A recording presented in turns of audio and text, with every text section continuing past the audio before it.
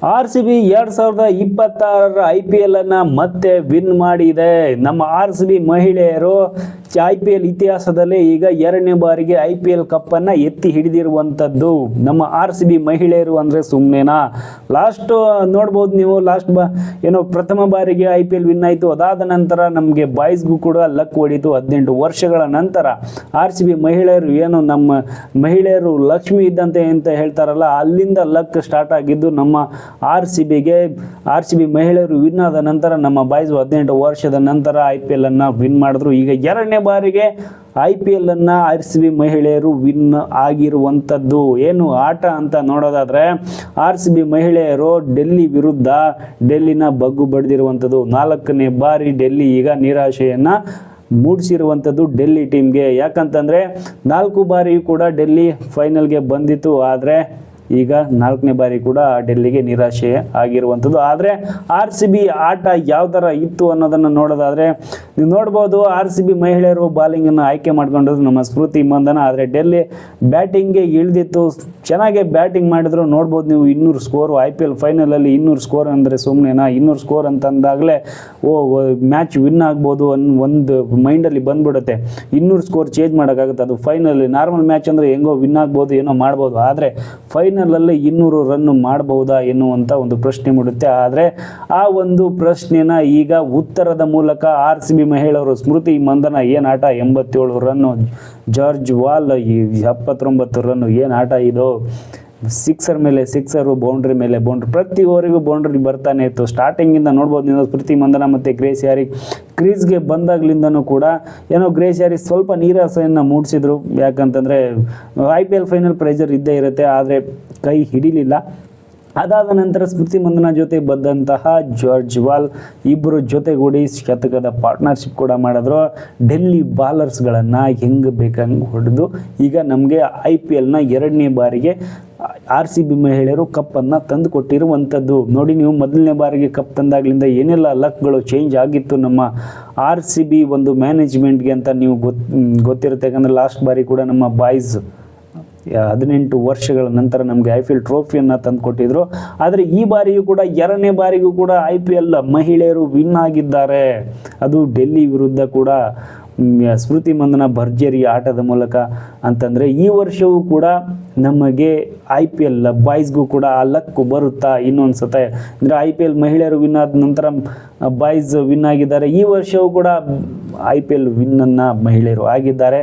ನಮಗೂ ಕೂಡ ಬಾಯ್ಸ್ಗೂ ಕೂಡ ಲಕ್ ಹೊಡೆಯುತ್ತಾ ಎನ್ನುವಂಥದ್ದನ್ನು ನಾವು ಇನ್ನು ಕೆಲವೇ 2-3 ತಿಂಗಳಲ್ಲಿ ಕಾದು ನೋಡಬೇಕಾಗಿರುವಂಥದ್ದು. ಆದರೆ ಇವತ್ತಿನ ಸ್ಮೃತಿ ಮಂದನ ಅವರ ಆಟ ನೋಡೋದಾದರೆ ಎಲ್ಲೂ ಕೂಡ ನಾವು ಗ್ರೇಸ್ ಹ್ಯಾರಿಸ್ ಔಟ್ ಆದಾಗಲಿಂದನೂ ಕೂಡ 2-3 ಓವರ್ಗಳ ನಂತರ ನೋಡ್ಬೋದು ನೀವು, ಬೌಂಡ್ರಿಗಳ ಮೇಲೆ ಬೌಂಡ್ರಿಗಳು ಬರ್ತಾನೆ ಇತ್ತು. ಸ್ವಲ್ಪ ಮಟ್ಟಿಗೆ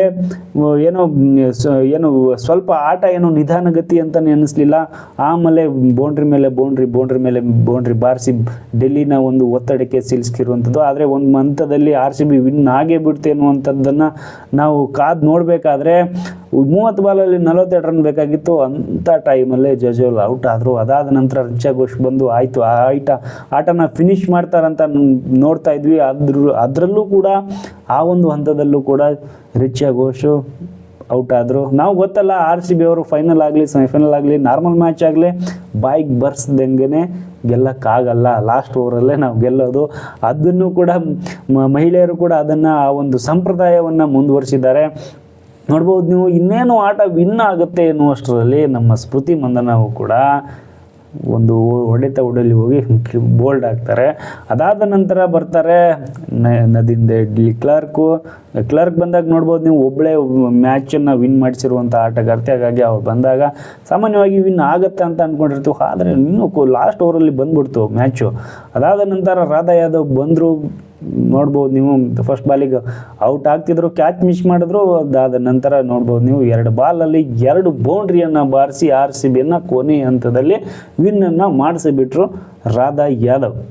ಬಾಲಿಂಗಲ್ಲೂ ಕೂಡ ಮಾಡಿದ್ರು, ಬ್ಯಾಟಿಂಗಲ್ಲೂ ಕೂಡ ನಮಗೆ RCBಯನ್ನು ವಿನ್ ಮಾಡಿಸಿ ಇವತ್ತು ಎರಡನೇ ಬಾರಿಗೆ RCB ಟೈಟಲನ್ನು ಒಂದು ಚಾಂಪಿಯನ್ ಪಟ್ಟವನ್ನು ಅಲಂಕರಿಸಿರುವಂಥದ್ದು IPL ಅಲ್ಲಿ 2ನೇ ಬಾರಿಗೆ. ಅಂದರೆ ಯಾವ ಒಂದು ತಂಡವು ಕೂಡ ನೋಡ್ಬೋದು ನೀವು, ಡೆಲ್ಲಿ 4ನೇ ಬಾರಿ ಫೈನಲ್ ಬರ್ತಾ ಇದೆ ನಿರಾಶೆ ಮುಕ್ತ. ಆದರೆ IPL ಅಲ್ಲಿ 2ನೇ ಬಾರಿಗೆ ಈಗ ಮುಂಬೈ ನಂತರ ಒಂದಕ್ಕಿಂತ ಹೆಚ್ಚು ಒಂದು ಚಾಂಪಿಯನ್ ಪಟ್ಟವನ್ನು ಅಲಂಕರಿಸಿದೆ ಅಂತಂದ್ರೆ ಅದು RCB ಮಾತ್ರ. ಸ್ಮೃತಿ ಮಂದನ ಅವರ ಆಟದ ಮೂಲಕ ಈ ಒಂದು 2026ರ IPL ಅನ್ನು RCBಗೆ ತಂದು ಕೊಟ್ಟಂತಹ ಸ್ಮೃತಿ ಮಂದನ ಅವರಿಗೆ ಎಲ್ಲ ಅಭಿಮಾನಿಗಳು ನೋಡ್ಬೋದು ನೀವು.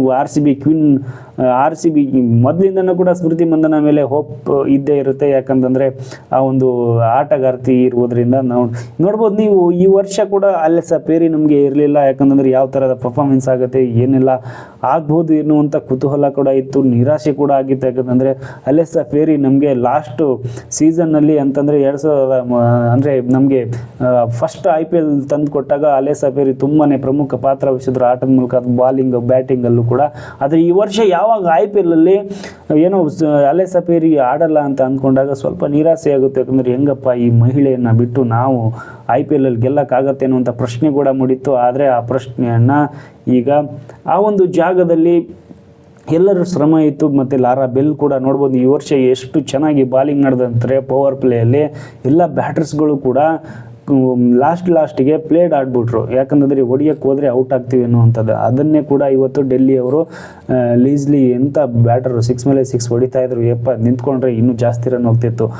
ಅವರು ಕೂಡ ಲಾರಾ ಬೆಲ್ಗೆ ಕಟ್ ಮಾಡಿ ಒಂದು ಸಮಾಧಾನದಿಂದ ಆಡಿದ್ರು. ಇಲ್ಲ ಅಂತಂದರೆ ಅಂಥ ಒಂದು ಬಾಲರ್ ನಮಗೆ ಈಗ ಸಿಕ್ಕಿರುವಂಥದ್ದು. ಅವರು ಕೂಡ RCB ವಿನ್ನಲ್ಲಿ ಪ್ರಮುಖ ಪಾತ್ರವನ್ನು ವಹಿಸಿದಂಥರು. ಶ್ರೇಯಾಂಕ ಪಾಟೀಲ್ ಆಗಿರ್ಬೋದು, ಮತ್ತು ಹಲವಾರು ನದೀಮ್ ಡಿ ಕ್ಲರ್ಕು, ಜಾರ್ಜ್ ವಾಲು, ಗ್ರೇಸ್ ಹ್ಯಾರಿಸು, ಸುಮಾರು ನಮ್ಮ RCB ಮಹಿಳೆಯರು ಒಂದು ಒಳ್ಳೆಯ ಆಟವನ್ನು ಆಡಿ ನಮಗೆ ಕೊನೆಯದಾಗಿ ನಮ್ಮ 2026ರ ಒಂದು ಫೈನಲಲ್ಲಿ ಡೆಲ್ಲಿಯನ್ನು ಬಗ್ಗು ಬಡಿದು ಇವತ್ತು IPL ಟೈಟಲನ್ನು ತಂದು ಕೊಟ್ಟಿರುವಂಥದ್ದು ನೋಡ್ಬೋದು ನೀವು. ಯಾವ ಥರದ ಒಂದು ಮತ್ತು ಇನ್ನೊಂದನ್ನು ಹೇಳೋದಾದರೆ ನಮ್ಮ RCBಯ ಒಂದು RCB ಕ್ವಿನ್ನು ಏನಂತಂದರೆ ಅತಿ ಹೆಚ್ಚು IPL 2026ರ ಒಂದು IPL ಅಲ್ಲಿ ಅತಿ ಹೆಚ್ಚು ರನ್ ಬಾರಿಸುವ ಮೂಲಕ ಆರೆಂಜ್ ಕ್ಯಾಪ್ ಹೋಲ್ಡರ್ ಆಗಿರುವಂಥದ್ದು ನೋಡಿ. ಹರ್ಮನ್ಪ್ರೀತ್ ಕೌರ್ ಇದ್ದರು, ಮತ್ತು ಸ್ಕೀವರ್ ಬ್ರಂಟ್ ಇದ್ದರು.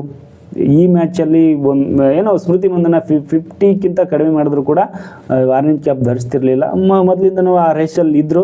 ಸ್ಮೃತಿ ಮಂದನವ್ರು ಚೆನ್ನಾಗಿ ಬ್ಯಾಟಿಂಗ್ ಕೂಡ ಈ ವರ್ಷ ಪೂರ್ತಿಯಾಗಿ ಆಡಿದ್ದಾರೆ. ಹಾಗಾಗಿ ಈ ಒಂದು IPL ಫೈನಲಲ್ಲಿ ಅಂಥ ಒಂದು ಆಟ ಆಡಿ ಡಿಸರ್ವಿಂಗ್ ಆರೆಂಜ್ ಕ್ಯಾಪನ್ನು ಧರಿಸಿರುವಂಥ ಆಟಗಾರ್ತಿ ಅಂತ ಅವರು ಎನಿಸಿಕೊಂಡಿದ್ದಾರೆ. ಯಾಕಂದರೆ ಫೈನಲಲ್ಲಿ ಅಂಥ ಒಂದು ಆಟ ಆಡೋದು ಸುಮ್ಮನೆನಾ? 2026ರ ಒಂದು ಆರೆಂಜ್ ಕ್ಯಾಪ್ ಧರಿಸುವ ಮೂಲಕ ಈಗ ಸ್ಮೃತಿ ಮಂದನ್ ಅವರು RCB ಕ್ವೀನ್ ಹಾಗೂ 2026ರ ಆರೆಂಜ್ ಕ್ಯಾಪ್ ಹೋಲ್ಡರ್ ಕ್ವೀನ್ ಅಂತಲೇ ಎನಿಸಿಕೊಂಡಿದ್ದಾರೆ. ನೋಡ್ಬೋದು ನೀವು ಯಾವ ಥರದ ಆಟವನ್ನು ಸ್ಮೃತಿ ಮಂದನ ಈ ವರ್ಷ ಆಡಿದರು. ಯಾಕಂದರೆ ಅವ್ರ ಜೀವನದಲ್ಲಿ ಕೆಲವೊಂದು ಆದಂತಹ ಬದಲಾವಣೆಗಳನ್ನು ಮೆಟ್ಟಿ ನಿಂತಲೂ ಕೂಡ ಈ ಒಂದು ಆಟವನ್ನು ಆಡಿ ಆರೆಂಜ್ ಕ್ಯಾಪ್ ಧರಿಸುವ ಮೂಲಕ ನಮ್ಮ RCBಗೆ 2ನೇ ಬಾರಿಗೆ IPL ಪಟ್ಟವನ್ನು ತಂದುಕೊಟ್ಟಿರುವಂಥದ್ದು. ಹೀಗಾಗಿ ನಿಮಗೇನು ಅನಿಸುತ್ತೆ?